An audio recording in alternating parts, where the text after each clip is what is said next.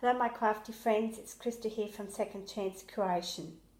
I have another project share, and the inspiration came from two ladies, and their names is Wendy Mason, and Wendy is an amazing artist. She's involved in the Junk Journals Down Under group here in Australia, and also was inspired by a lady by the name of Sigita from Sigita Coffee Stains. I'm going to leave both their channel links below in the description box. Sigita does very grungy journals, and I, in the beginning, it really didn't take to me, but because I've been watching it, I've sort of really enjoyed them. They're just so different, and I suppose that's taken my eye. And Wendy put up a photo on the Facebook group of how she made these little pocket pages. So I thought, well, these are pretty cool, and I combined the two. Sigato's way of the grunge look and the pocket page of Wendy's, just a different little bit of a different version to it. So let me share this and get these two little rascals out of the way. Now I've put these here so I sort of know, so that I'm going to stay in focus. I've scored this brown paper. It's quite thick. It was actually a packing paper that was used as a filler in a box that my husband got. He ordered something on eBay, and this was used, so it was all crunched up and crinkled up, and I thought, oh my goodness, this is super paper. So I ironed it out and rolled it onto the tube, and I think I've got about 4 meters, and it's about 35 inches wide, and just love the sound. So that's what I've used, and this is, I've just done a strip of this paper. I've cut it up. You can actually use 2 A4 pages. Wendy's actually got a tutorial on her channel now, because I've asked her to do it because I can't do them. I don't have that amount of time on my camera here on the iPad. And so I just made folds. They're like pleats. So this is the paper that I've used. And to get the grungy look, I know you use gesso to whiten it. I actually found this is an op shop. It's for, to do your eyebrows. Well, I don't use these sort of things. But look at the colours. I mean, how cool is that? I use that to stress the edges with. I just stick my finger in there and go for it. And I use this instead of gesso, and it comes up really good. So, here is my version. I've made one of these.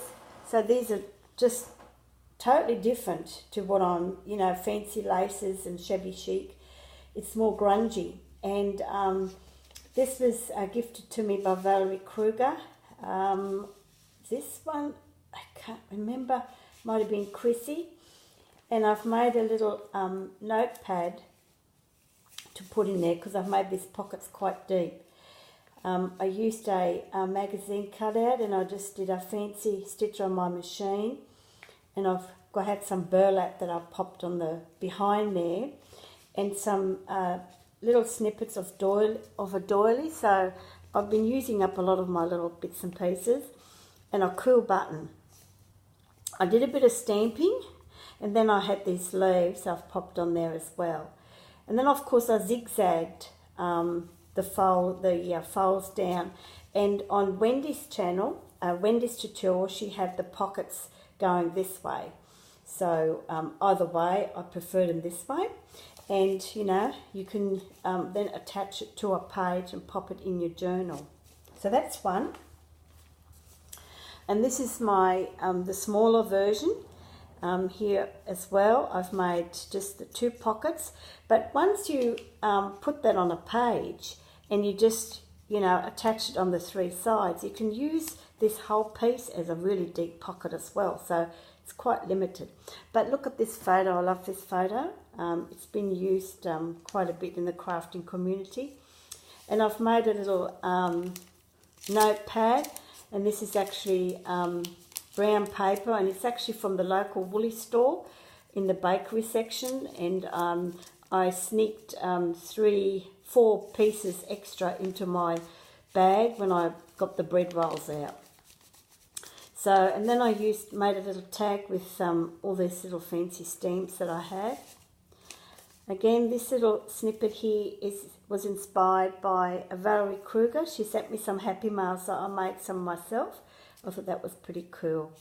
So yeah, a little bit of stamping here. And I did a bit of stamping on that little notepad there. A little bit of stamping. And, you know, stress the sides. And I used, of course, my shoe polish. That's what I use as well. That's that one. And then I made another large version as well. Just a little bit different again. I used some tea-dyed lace just here. And behind that I've used some of this fabric. And I folded some music paper just randomly. Stressed a little bit. And then I had this little piece of edging of a napkin. And I decoupaged a little sticker on it. And put a stamp on relax. There's a piece of old curtain that I've just attached to it. This one here, I do believe is from treasure keeping. The girl sent me this a while ago, so thank you very much. Here I've made a larger little notepad. I actually made a little booklet. I had some really lovely tea-dyed, not tea-dyed, I mixed all the colours up, and it came up in this sort of really funny sort of colour, like a mulberry colour. But it looks really good, really grungy, I suppose you call it. And I used that curtain here and a bit of that fabric. And because the pocket is deep enough, I can just pop that in there like that. And then I've made a little ATC card just here. And I pop that in there because this is going to be gifted to someone. And I did a bit of stamping just on here and just on here, and used a different stitch, machine stitch on the sides, and just had a little piece left over, and I thought it's going to go to waste, so I'll just, you know, glued that on there.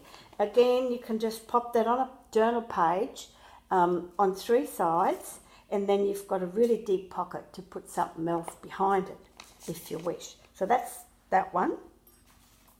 And then what I did was, this is totally different now. I had this old book that I got from the local op shop, but the pages were so brittle, I really couldn't use it. But I rescued some pages. So what I've done is I've made this little booklet. Again, little altered paper clip just there.